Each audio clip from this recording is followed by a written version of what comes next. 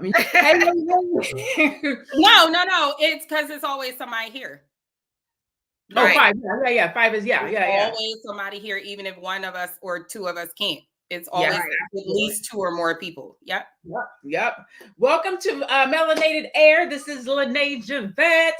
And this is the Melanated Air Hour. As you know, we do this every Tuesday and Thursday around 2. I'm going to start saying 2-ish. I don't do this by myself. I do this with anywhere, like Faye was just saying, from 2 to 5 of us at any given time. Today, I'm here with Faye Bishop at Miss Faye Bishop and Keisha Ravenell at We Inspire Brand. And we are talking about who you get in bed with. Not physically, but in corporate America. I mean, some of them are getting physical. I don't know. maybe some of them are getting physical. Today, we're talking about Kimberly Bryant, who is the founder of Black Girls Code, being ousted from her own company. She is the founder. She is the ideologist. She is the innovator. She is the person who built Black Girls Code brick by brick, made it what it is today. And what it is today, just in case you don't know, Black Girls Code was established in 2011. And since then, Kimberly Bryant has established 15 chapter cities in the United States and abroad. She hosts technology workshops, hackathons, and other enrichment opportunities for over 30,000 Black girls. Okay. So if you've never heard of her, you don't know who she is, that is who she is. That is what Black Girls Code does. And in December, her board turned her off. They said, here, your email is turned off. You are not welcome back in the company, in the business. She's still on staff, but she is not considered to be an employee, if you will, of Black Girls Code. And so we're talking about who you get in bed with and why that's important. Hey, Dawad, Ahmed. If you're just tuning in, please drop a hi, a hello. This is my first time. I've been here before. I've been waiting for y'all to get back on the air today. Let us know that you're in the building. Also, let us know have you heard about this story? Have you heard about Kimberly Bryant? Have you heard about Black Girls Code? Do you know what's going on? The first thing that I want to talk about, and I'm going to read some more of this so that I can just make sure that you guys are brought up to speed and you really understand and know what's going on. But the very first thing I want to talk about, because I'm an entrepreneur, Faye's an entrepreneur, Keisha's an entrepreneur. How would you feel if you built a business, built a whole company, blood, sweat, and tears, and you showed up one day and found out you couldn't get in the building? Man, listen, I would be livid. If someone said like, oh, you don't have access to We Inspire Brand anymore, like nothing, no email, no nothing, like, it's money. But that's what happens when you choose a certain way to run your business. So I didn't go the nonprofit route, so I don't have to worry about that. Like, it's still going to be my businesses that aren't nonprofit that have boards, though. That's true. That's true too. But We Inspire Brand ain't one of them, so I don't got to worry. What about you, Faye? What if you showed up to your place of business, not your place of work, but your place of business, and you couldn't get in? I would be wondering what the is going on. Mm-hmm. I'm going to keep it 100. Like, what has happened? What is going on? And the worst thing of all would be asking that question of what is going on and nobody really having an answer for you. And that would crush me. I think I would be so devastated, especially a company that I built from the ground up. That would I would be questioning everybody. I would be wondering about, were the people I was trusting all this time backstabbing me? Were they, backdooring me? What is going on? And who's on your board? We're going to talk about that. We're going to talk about who you do business with, who's on your board, who should be supporting you. Because if my homegirls in that room when they are making this vote, I'm pissed that somebody didn't be like, hold on, like what are we doing? Who is the business for? Who was it created for? Like there's conversations that should be happening on this board, opposed to just outing the CEO and founder, the visionary. Like, who are these individuals? Who are these people? So at the time of this article, it says, at the time of publication, which was December, Bryant is still employed at the nonprofit, but continues to not have access to her company email and internal platforms. Current employees and contractors were told that if they communicated with Bryant, they would immediately be fired. Okay. So the allegations, just so that we know what the allegations are. Let's see. 5 former employees of Black Girls Code spoke to TechCrunch anonymously out of fear of retaliation about the state of affairs at BGC, which is Black Girls Code. They confirmed the board's decision to look into the company culture after a summer of rapid turnover, with many individuals citing Bryant as a key reason for parting ways. Bryant attributed the turnover to distributed work. Now, like many orgs navigating the pandemic, we have a lot of turnover in the last year, mostly from folks we hired while virtual in 2020. We were not spared the Great Resignation, which we all know is real. We've talked about it on the platform before, right? So 2 former employees, both who spent months at the organization in leadership capacities, say employee churn was largely attributed to Bryant's leadership style, angry Black woman, which they described was rooted in fear. When Bryant was there, they say she would publicly berate managers within meetings, okay, repeatedly calling folks incompetent and urging a manager to go back to school when they were unable to deliver on a certain task. Bryant denied that she said this, pointing to her choice to hire consultants to build a compensation policy to weigh employees' years of experience over a number of degrees. As a techie in an industry where not everyone needs a degree, it's not something I place a high value on. Okay. One employee said that a recurring phrase Bryant used was, "You're not living up to my expectations of what you should be." Even though the employees note she declined to give them independent access to widely used productivity tools, no new employees were given access to Salesforce, which they said prevented them from accessing key information about the community they were tasked with serving. The community, whatever. Okay. Including names, ages, and history in the program. One employee detailed the lack of onboarding process as well as Bryant's absence in the daily operations in pursuit of media appearances. Now they're trying to throw her under the bus. People stayed because they figured out the workaround, said one of the former employees. Someone said that it was to your benefit to stay off her radar, and if you could figure out how to execute your work even without access to specific systems, you'd be fine. Bryant said that BGC, or Black Girls Code, just completed a 5-year strategy plan with the Bridespin Group that addresses operational concerns. A recently resigned employee conveyed a mix of emotions. I'm almost done.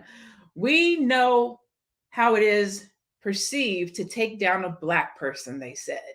And that's not even what we want to accomplish. We want the organization to be under leadership that could continue the growth of our work. Despite belief in the mission, they said they finally left the company partially thanks to consulting their therapists to work for an organization that is trying to change how you are treated, valued, and appreciated. And when that doesn't happen, again, it's really a particular kind of betrayal. So what did you hear in that? Tell me what y'all heard in that. Well, what I heard sounds like there was a toxic workplace culture. Mm-hmm. And we know that toxic workplace cultures are rife with hostility. You have cliques, you have gossip, and it's a breeding ground for mistrust and selfishness. And unfortunately, when that starts to happen, here comes the power struggle and a bunch of abusive leadership. So that's what I got from that. Okay. For me, I heard another Black woman in power that is abusing her power, allegedly. I don't want to know what Tasha K is going on over here.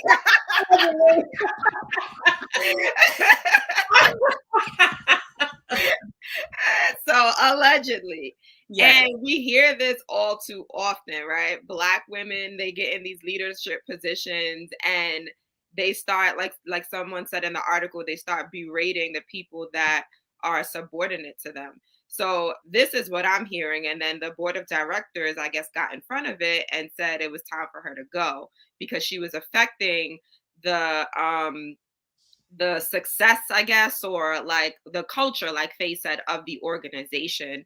And then they started to have turnover. I'm sure even before the Great Resignation, if this was really going on, they had a lot of turnover, before that. So it's an iffy subject, man. Like, I don't know. It's crazy. So this writer says, I think there are a lot of imperfect leaders trying to do their very best, and I believe that the story is about systemic complexity that is popping up for leaders of color.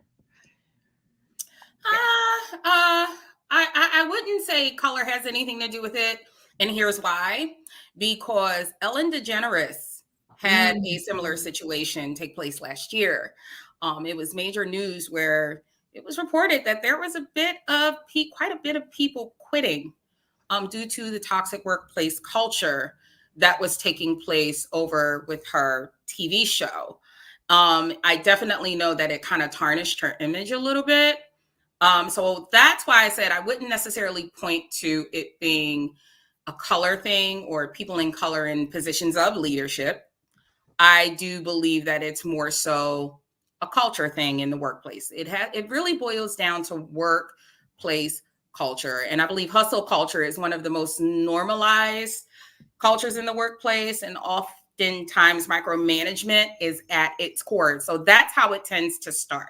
Do you think that if she had maybe had a more diverse board, what I'm asking is, when you have these types of situations, or you have a Black woman that rises to leadership, I personally think it's important that she has other Black people around her to coach and mentor her. So if there's a toxic work environment and people are feeling this way, having had a Black board or more Black people on the board, somebody would Martha Stewart or like, psst, psst, psst, come here, yo, they about to oust you. You might need to get it together. You might need to calm it down. Maybe not, whatever it is that you're doing, calm it down a little bit, because this is what's happening. We've gotten these complaints. These are the things that are happening.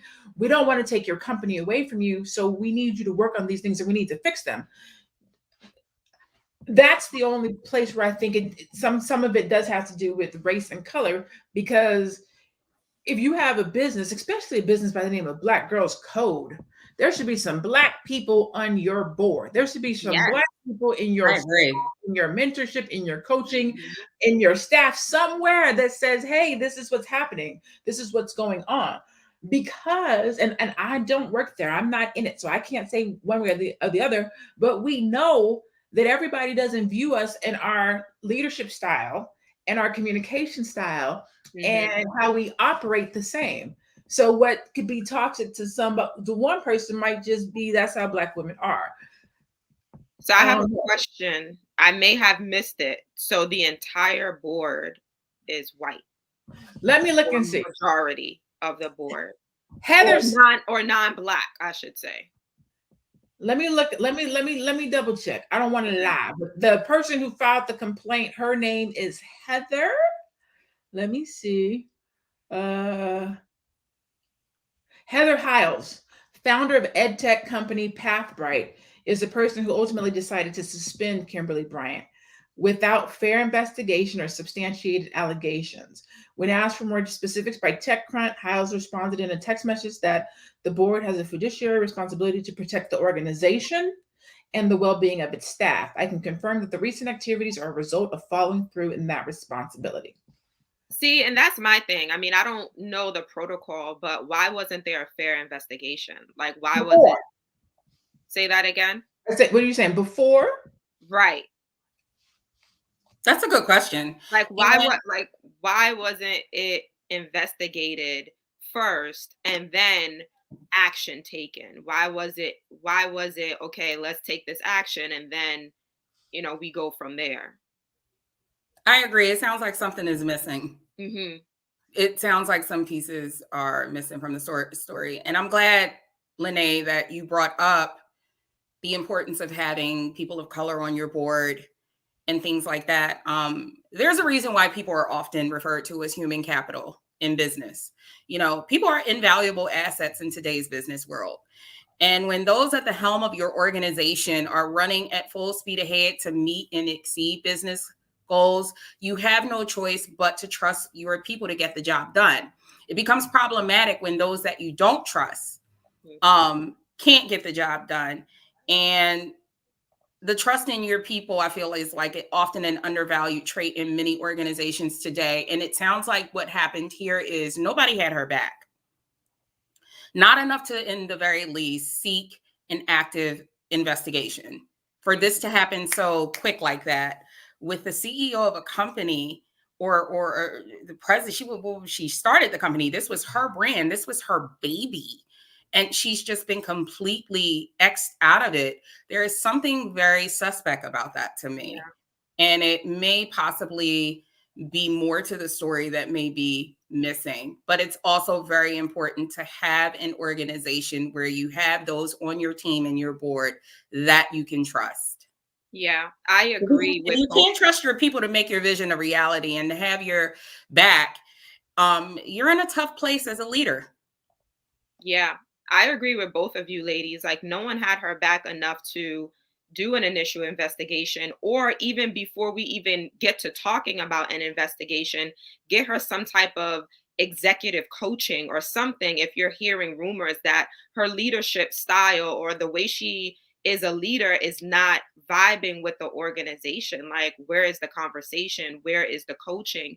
Typically, you do bring people, outside companies in to train your leaders. Like, just because you have the knowledge on, tech doesn't mean you know how to be a leader. So I feel like if the board had her back, they should have started there. Yeah. Someone said something about hustle culture. Yeah, I'm about to I just want to expound on that a little bit and why I said that. What I mean by hustle culture and why I brought that point up is because right now we live in I would say, society where everything is profit. It doesn't matter what's going on. Everything is profit. Everything is about making money, getting a bag, right?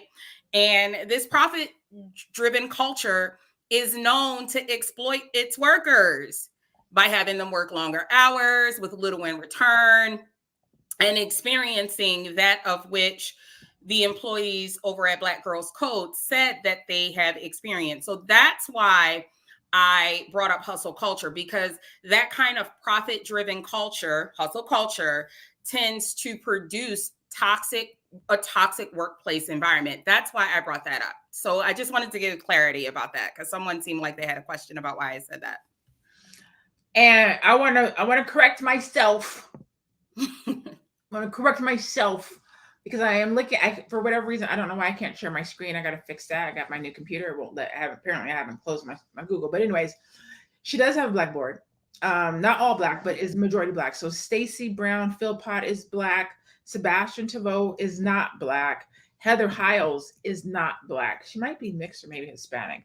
Then you have Sherman Whites, which is a black man, Dr. Robert Sibbins, which is a black man, and Dr. Sylvia Wilson Thomas, which is a black woman. So somebody over there should have talked to her. Somebody that goes back to the point, all skin folk ain't your kin folk. That's what that goes back to. Like, just because we the same skin complexion and you black, I'm sure that us at Melanated Air won't vibe with like another show that is not B1, so I feel like that's what that goes back to. But I would hope that you, as the owner, you would protect your baby and bring on people that do have the organization and your best interest. I don't know. You have to pick. Like the organization, the staff. I agree. The organization and staff are important, but the founder, the person who has the vision, should be important too. Yeah. There should have been. I know she's not an employee, but when an employee is out of bounds, you put them on some type of a plan to get them back. Mm-hmm. Like, where was her plan? Right. Where was her? We've gotten these complaints. Let's have a discussion. Where was her? We got 90 days. Where was her? On Tuesday, we're gonna revoke your access. Right. Where is her respect as the CEO? I guess that's what I'm asking, right? Yeah. If you're going to be ousted, that's one thing. If you're not cutting it, if we're having complaints, if we have to protect the company, that's cool. But shouldn't we protect the CEO too? Hey, girl, on Tuesday, your email is going to be turned off. We're going to start this investigation. We just want to let you know what's going on. So you shouldn't go to do what you got to do and find out that you've been locked out your company. Right. They didn't even give her, what is it? The written warning, the verbal, the written. They were just, oh, you're out of here. See, that's the part for me that does not make sense. I feel like there's a missing piece that either isn't being told on her, from her, because all we know is that they outed her, but she did give a statement. So right now we only have what she feels was done. I just feel like, how is it possible, even though it does happen, because most at-will companies, they can fire you for any reason. They can pull the plug on you, but they don't have to give you a warning. They don't have to give you anything. They don't have to take any type of corrective action. If they don't want you there anymore, you're gone. But I just feel in this instance, considering that there is a board, there's a missing piece that maybe we don't know about yet. And eventually I'm sure it'll probably be revealed, because that is bananas, and it also says a lot about not just a toxic workplace culture, but boundaries. It sounds like there wasn't many in terms of her and how she carried herself as, not just the president and CEO of her own company, but as an employer.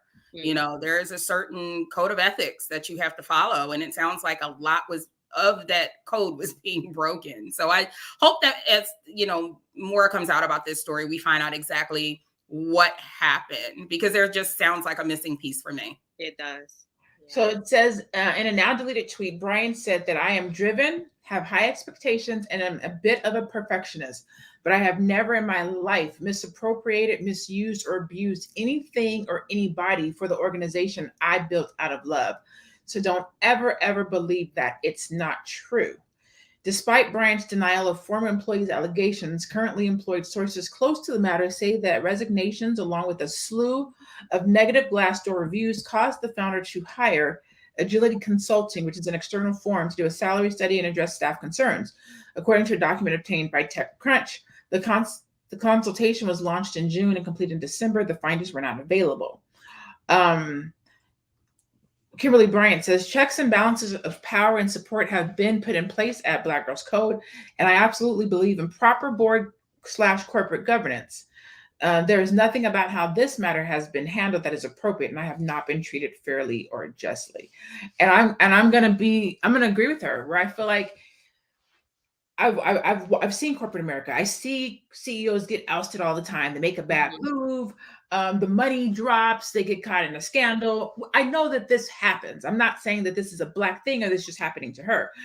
I am saying that the way that it's happening is a little bit shisty, but also I believe that the way that Black people come to the aid of social justice, we should also come to the aid of corporate justice. We should not be okay with a board taking over a Black woman's hard work, effort, and business. Like, we should also come to the aid and support of corporate injustice as well. Yeah, I agree. I love that. Right. Go ahead. Someone says the board normally governs the CEOs of companies. In many cases, CEOs don't get the same kind of notice of separation as regular employees. Think about the harm one can do to an organization with a 90 to 60 day or 30-day notice. That is factual. I worked at a company, oh my God, some 17 years ago, where the board made a decision the day before, and after that, we didn't see him in the office again. So this is a very, very common practice. D. McCordacoa, thank you for that comment. It is. A lot of CEOs don't get the same kind of notice of separation as a regular employee. Regular employees don't get it, especially if it's an at-will company. At-will, yeah. Yeah, it's but that's interesting to see someone who actually started their own company, because a lot of our CEOs aren't necessarily people who actually started the company as well. So we need to make sure we give clarification on that. But in this particular case, she did. So it's very interesting. I think I might be wrong. I remember when Steve Jobs had to leave Apple for that period of time. They asked him to leave. They didn't out him. I think they asked him to leave. But I don't think he went quietly, if I remember correctly. Yeah, it happens. It's interesting. In this case, that's Yeah. But I think more is going to come out about this, because it really sounds like there was a serious toxic workplace culture going on. And if I may add to that just very briefly, we experienced this with, we just recently had a situation with Kamala Harris. I think it was the woman who quit. She had a lot of people quitting on her team in the past several months. And I do know that the Washington Post, and those of you who are watching this can go look that article up, spoke about how a lot of people have been just talking about just a toxic workplace culture going on there. So, I mean, but she's still the vice president of the United States. So, but it happens. And it's interesting that in this particular case, toxic workplace culture can result in this kind of situation. Yeah. There's not a lot of accountability taking place on her end either. It doesn't sound like she's actually saying, you know, maybe I could have done this differently or that. Right. She's saying, I did not do this, and this is not what happened. Right. And y'all didn't have an investigation. So look, that's what I'm getting from her statement. Yeah. That's Yeah. true too. And she has to understand, just because she doesn't feel that she was being disrespectful or toxic, that doesn't mean that the employees weren't receiving it that way. I mean, you can Me Too toxic work environment. It doesn't always have to be sexual, right? You can think that you're not acting a particular kind of way or infringing on somebody or making them feel a kind of way, and yet you are. And because you may just feel like that's how I am with everybody, but this is work. Yeah. Not everybody. When you're in here from 8 to 5 and you're the representative of the business, you should carry yourself a certain kind of way. And I'm a Virgo. I don't know what the sign she is, but I'm a Virgo. I am a diehard Virgo. I am a perfectionist. I expect the utmost. I'm a Virgo too, and I'm the same way. And others, and I do. I'm a Cancer. Are you? Just throwing it out there. but I get that, and sometimes I have to check myself in my delivery and how I speak, and if my expectations, especially if I expect somebody to do something a certain kind of way and they don't. Even these, me and my girlfriend was on the line today. I was like, do you see these things coming in my forehead? What is that? She was like, stop squinching so much. Stop being sad and angry and always having a demeanor like this. But we do. We do. And and some of that we have to check. And as a Virgo, I have to, but also just as a Black woman, me and her were joking because we do, like, that's our natural face. What you talking about? Why are you acting like that? I know you didn't. Like that's what we do. Like that's literally what we do and how we respond. And some of that, and if you don't get it, you don't get it. More hearts at Aquarius just wanted to chime in. Everybody, happy birthday. Right. Happy birthday. You know, again, toxic workplace culture, it's a lot we can go with this. But I do know that power and control are at the core of this whole, again, I take it back to the hustle culture. You know, you have bullying, discrimination running rampant. And this culture is filled with all sorts of favoritism, nepotism, yes people, no people, and so forth.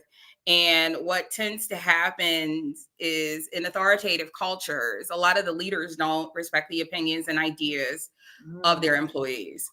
And I think a lot of that also has to do with experience, which I'm not very familiar with in terms of her business experience, which is why I always tell entrepreneurs, no matter where you're from, who you are, or what your area of study was in terms of college and education, if you want to be an entrepreneur, start a business, you really should take some kind of course, because it's you have to understand what it takes to run a business and to have the best people on your team and to form the right team and to be the right kind of leader, which is, you know, that's the eggs and the yeast and the bread. I'm sorry, not the bread, but the milk and all of that of the cake, you know, and then comes the icing and the cherry on top.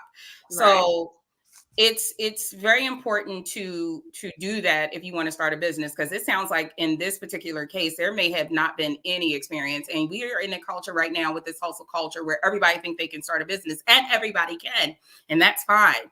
But it's very important to understand the importance of what it takes to be a good leader of that business. And to lead your team and your employees. Yeah. That'll preach. Because you got a lot of entrepreneurs out here that do not work on their leadership skills. Like Right. I'm the entrepreneur, I'm the visionary, I'm the business owner. This is my business. Do it this I'm way. the boss. I'm the boss. Yeah. Mm-hmm. But sometimes the boss needs to be led. And I think that that's the reason why people create a board. But again, you have to have a board that gets the vision, that supports the vision, that supports you. But you have to let your team support you. We talked about that, about help a couple of weeks ago. Yeah. You have to let people help you. You have to let people groom you and help you to be a good leader. You have to, if you have a board and you can't work with them, and I guess, you know, corporations and millions of dollars, right? I forget I forget what somebody said. Too many ants telling bees how to make money, honey. Mm-hmm. So when you have that type of a situation, right?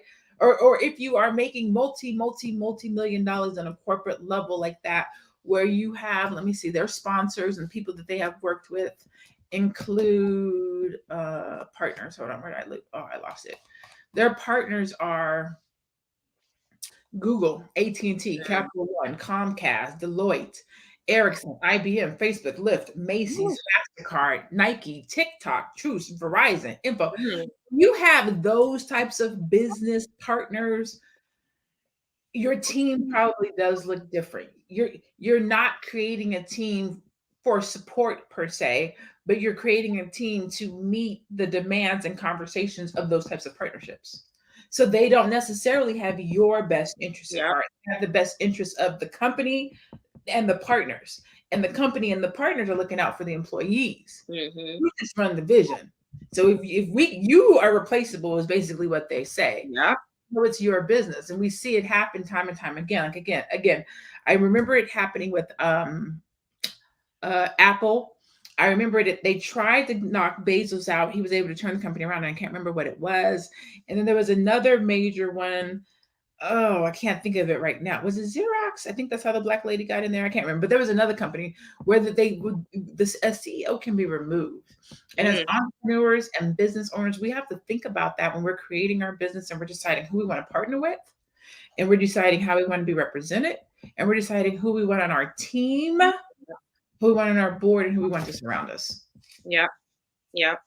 I wonder what's next for her. So you know how they say, like, you built it once, you could build it again. Like, I wonder if she's going to, I'm sure she's going to fight for her company, but I wonder if she's going to build something else. Like just what's next? That's what comes to my mind right now. You know what? As Black entrepreneurs, we don't often talk about exit strategy. And we get mad if you walk away from your company. Like when Robert Johnson sold BT, Black folks was up in arms. Like, why do you sell a company that's for us? It's not. I mean, he built it for us, but we don't ever see the bigger picture. Shea Moisture, they built that company and sold it. Carol's daughter, she built her company and sold it. We don't understand the bigger picture sometimes of major business, which is to build it, sell it, get your money, and go and do something else. Right. You want to hold on to it. This is a family business. It's supposed to go from family to family. But what we're seeing right now is these young kids don't understand or appreciate family business. So they don't want the business. So you hold on to this thing, you get old, and now nobody in your family wants it. What do you do with it? Right. That's a good point. I was one of the ones that was up in arms when I heard about Shea Moisture. And I didn't understand, business at the time. And I was just like, how could they do this to us? Like, no, because like I live by Shea Moisture. And then I was watching a Tariq Nasheed episode, and he was talking about like what you just said, LaNée, like, you build your company, you sell it, and then you go and you build something else, or, you invest in something else. And I was just like, oh, wow. Okay. That makes sense. And that goes back to what Faye said, the importance of education, right? When you become an entrepreneur and you want to build a business, you have to know that. And then back to what you said, LaNée, the importance of an exit strategy. Yes. Hey, D girl, you driving and listening. We appreciate you. She said, did she get removed from the board or did she lose her company? Because it's not uncommon for an owner of a company to be removed from the board, but still operate the company. I'm driving, so I'm doing voice talk. Hopefully, it's not saying anything ugly. No, so she wasn't removed from the board. She was removed, or technically her company. They have removed her access to the company. So she can't receive email. She can't talk to any staff. I'm going to reread it exactly. At the time of publication, Bryant is still an employee at the nonprofit, but continues to not have access to her company email and internal platforms. Current employees and contractors were told if they communicated with Bryant, they would be immediately fired. So they basically removed her as head of the company while they do this internal investigation, allegedly. So she hasn't been completely kicked off and kicked out of there, like in the, like voted out off the island. So it just sounds like she said it got bumped down. That's what it sounds like until they're done completing the investigation. Now, how do you come back from that? That's a good question. How do you come back from that? How do you come back and look at these people in the face that just tried to oust you from your company and take your baby from you? It's a good question. Yeah. That is a good question. How do you come back from that? Can you remove board members? I got to do some research. Can you Especially considering this? That's what I was thinking. Like, can you remove board members? Board members have to be voted out. Right. You can't just cut them off. They have to be voted out. They have to be voted out. Can't you be a board member or leave or retire out, if I'm not mistaken? Can't you be a board member of your own organization? Yeah, you could. Yes, you can. See, this is why, again, it's education matters, and because as the CEO, it's so important to be the keeper of the company's overall vision, not just your vision, but the company's overall vision. And I'm not talking about the vision for the next few months, but the larger road ahead. The CEO needs to be able to keep things on course, not just for the current quarter, but throughout, to ensure that the large overarching vision of the company can be achieved. And one of the ways to hinder that is by creating a hostile work environment for your employees. It affects the morale. It brings it down. And before you know it, the takeover of the vision starts to shift. Everything starts to shift. Mm-hmm. So it's just so important to understand that. And it sounds like I don't think that this was a decision that was made for the moment. It sounds like this has been going on a while and they just said, okay, we need to look into this. So we're going to just cut you off right here and bump you down. Mm-hmm. There are people that have sued companies and still remain. Actually, I think it's illegal for you to even be fired if you're suing a company too, or if you file a lawsuit. So her being bumped down, I'm glad that the clarity for that was brought up. So she hasn't been kicked out. She's still with the company. She just isn't in her position. She's just kind of been bumped down, it sounds like. And she has zero access to communicate with her employees a certain way. So Sonia said board members have to be voted out, resign when their time is up. Right. I wonder, and somebody said, Dennis said, then you split ownership. Crystal said, you come back slaying like a boss and weed out the toxic negativity. Come on now. Yes. Simone says, wonderful conversation. Thank you, Simone, for being here. Yeah, I mean, we have to think about these things. And a lot of times we don't think about these things until we're in position, but you want to be thinking about them now.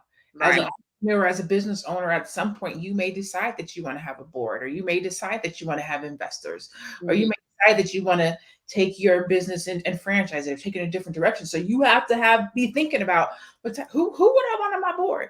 What type of board members do I want to have? That leads me to, I wonder if she picked this board for herself or if her investors, because that's another way that people get investors. That's you true. don't always pick your board members. The people who invest in your business will say, I want this person to be on the board to protect my interests. So these may not be people that she chose for her board. Yes. So that's something to think about as well as you're talking about having a business, setting up a board. Do you want to have your board created based on the people that are partnering with you and giving you money who have their interest at heart, or do you want to pick a board or have board members that actually show up for the business? I've been on 2 boards before. One of the companies didn't really go that far, do anything, but the other one, we sat in on those meetings. She handpicked, like she literally called me, was like, I want you to be on the board. And it was for domestic violence. I've never been in a domestic situation. So I had to ask her, I was like, why do you want me to be on your board? And she was like, your business acumen, how you deal with businesses, help businesses launch. So she wanted my business acumen. She had a completely different person on the board who spoke for and advocated for women who have been in domestic situations. Mhm. So picking your board members based on their expertise so they can add value to your business, and then they can make sure that you're operating your business based on your vision and your mission and their core is important. If maybe you don't go the route of I need to get $100,000 and I'm willing to take this money and put your person on the board, but they don't support me and have my back or know anything really about what I'm doing.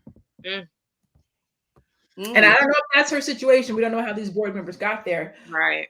It's something to think about. If Right. you're an entrepreneur or a business owner, thinking about creating a board or building a team or putting people around you in your circle. That's a good point.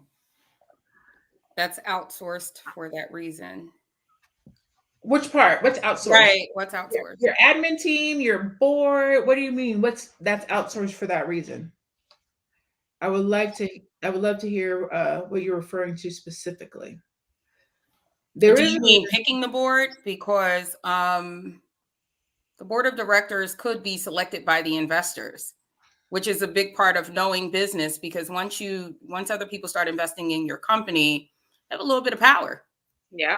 Kind of relinquishing some of your power, just a bit. So it's very important to understand that. And there's nothing wrong. I just want to make that clear too. There's nothing wrong with having outside investors help you make that decision at all. But it's just make sure you pick people who have the best vision of the company in mind, not just anybody like your cousin Tony or Ray Ray. The board members being picked, that's outsourced for that reason. Outsourced picking board members. Oh, I think he's saying the reason why.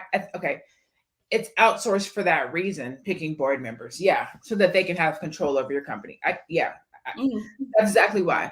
Exactly what Faye said. If I give you my money, I want to pick this board member to make sure that I'm in control. So I'm here, my money is here, but that person is there. Their interest, unfortunately, is not the company. It's protecting this money that's invested.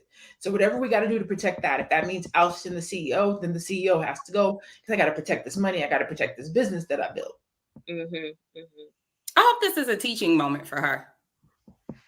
It's very important. I mean, if nothing else, I hope that the end game for her is that she walks away from this having learned some sort of lesson, valuable lesson, whether it be how to be a better CEO, how to be a better team leader, because as a CEO, you're still leading a team. You have people working under you. And in addition to just making sure that whatever it is you do isn't interrupting the vision of the company, which sounds like may have been the case here. Because anytime the board doesn't just wake up one day and says, hey, we feel as though Keisha or LaNée doesn't belong here anymore. Bye. Board, when it gets to the board, there's a problem. There's a problem. That means that there is a serious problem. And I've been at companies where CEO, like I said earlier in the conversation, the CEO was let go. And it was just like one day we saw him and then the next day we didn't. And people were like, what happened to what happened to Mike? And this was a small company, and by small, I mean it's less than 250 employees. I actually forgot that I've witnessed that. So hey, lightweight, we are talking about Kimberly Bryant. She's the CEO and founder of Black Girls Code. That's who we're talking about. So my last company I worked at before becoming an entrepreneur was an aerospace company, and it was a $1 billion company, aerospace company that I worked for. And it was before I got promoted to the executive assistant, I was the marketing assistant. And we had a CEO, and I'm sorry, we had the president. He was the president. So there was the CEO, there was the president. And once the dude got promoted to CEO, him and our president, they didn't get along well because he used to be a president of a different part of the organization. So he got promoted to CEO. They had beef. I remember the CEO came in one day. I left for that night. I came back the next day. CEO was there, but the president wasn't. And I knew our vice president became our president. And they said, LaNée, would you like to be the executive assistant? I was like, oh, okay, yeah, sure.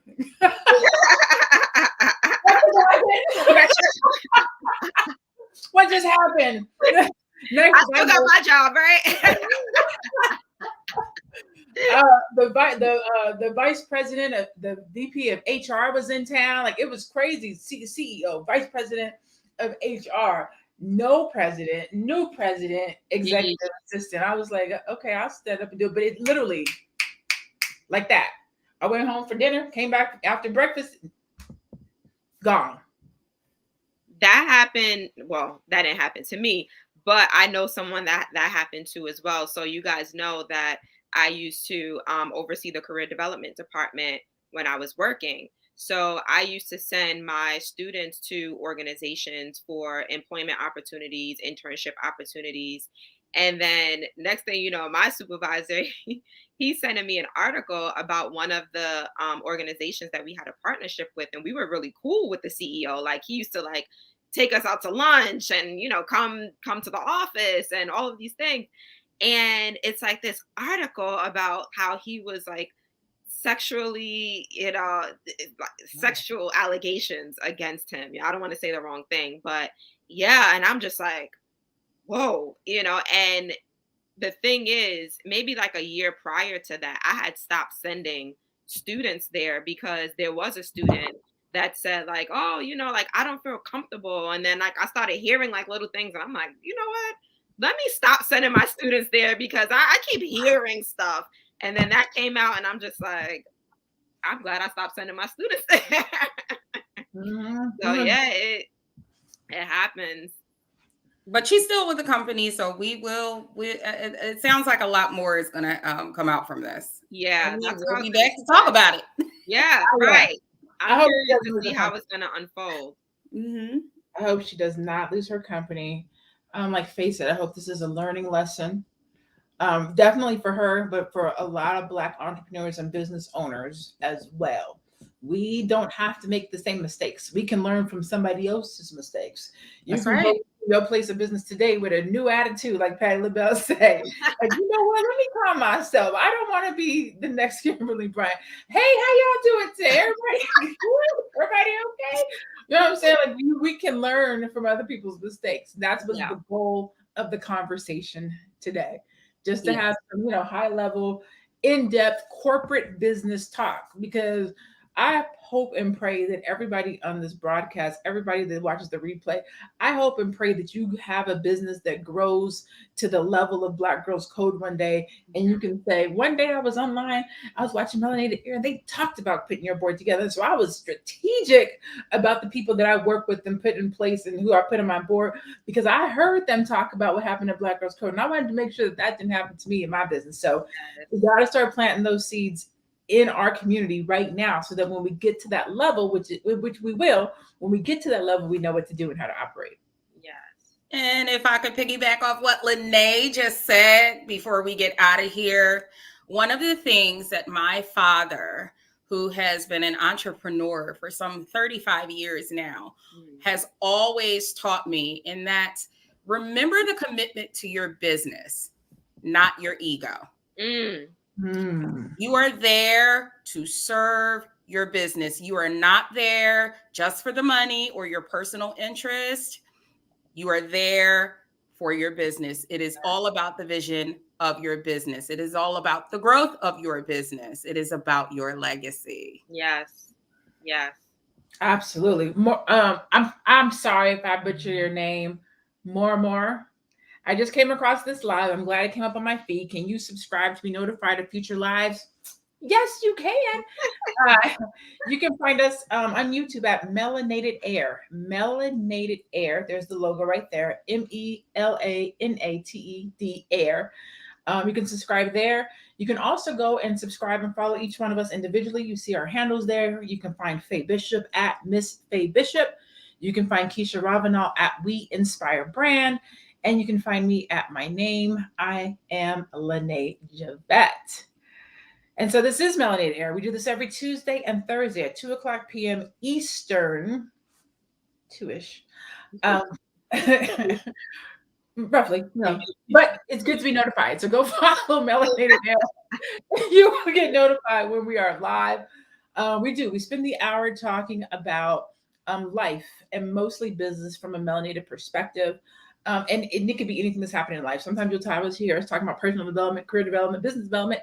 And sometimes we're looking at something that's happening in the world from a business perspective. So that's basically what we do. Again, every Tuesday and Thursday, 2 o'clock p.m. It could be me, it could be Faye, it could be Keisha. We also have a Madam President and Teddy Ewing who sits in with us. And so we appreciate you. We love you. We thank you so much for being here with us today. Any final thoughts before we say goodbye, ladies? As I said, remember the commitment to your business and not your ego. This is not, when you start a business, it's not about, oh, I just want to get the bag and I want to make money and serve my personal interests and post to the Instagram page and the Twitter and look at me, look at me. This is, you're running a business. You're starting a business. You want to serve people.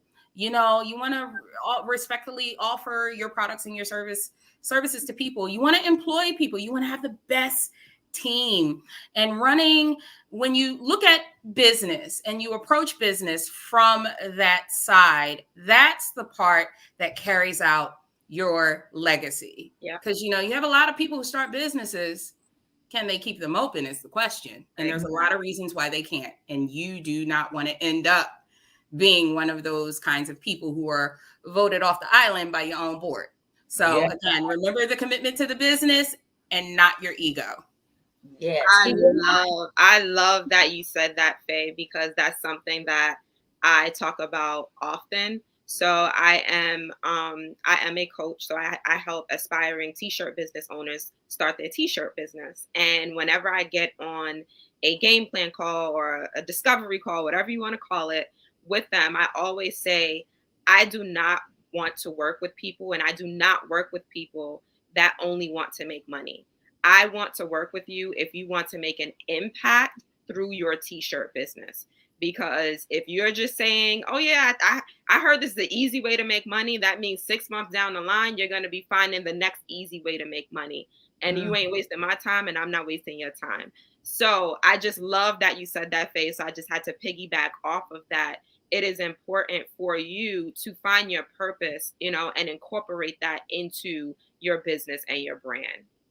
Oh, I love it. I don't got anything else to say. I think I'm just going to let y'all be the closers for today. On that note, we will see you guys next week. As always, continue to be blessed, stay Black, and be one. We'll see you guys next time.